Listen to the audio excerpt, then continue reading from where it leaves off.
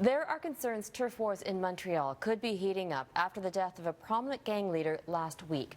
Ducharme Joseph was gunned down in a hail of bullets last Friday.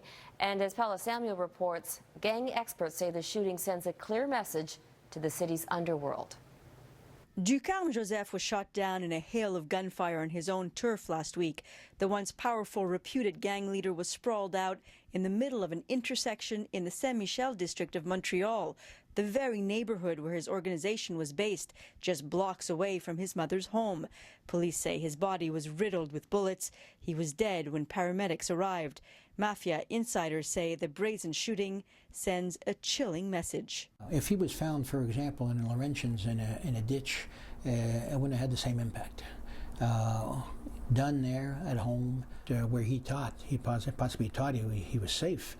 Joseph founded the 67th Street Gang and rose to prominence in criminal circles in the late 1990s and early 2000s. It was believed Joseph stepped in to fill the vacuum left after Montreal crime boss Vito Rizzuto was sent to prison and the Hells Angels had dismantled.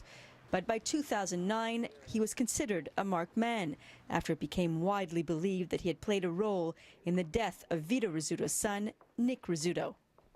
In 2010, 3 gunmen walked into his upscale boutique in Old Montreal and began to shoot. Joseph ran out through a back door. His bodyguard and store manager were killed. His death last week is being speculated as being a long-delayed retribution for Nick Rizzuto's killing. He was living on borrowed time. If it's a vengeance because of Nick's murder. Joseph's fatal shooting is the 4th gang-related death in Montreal in the past 2 years, a possible sign of infighting over the repositioning of power.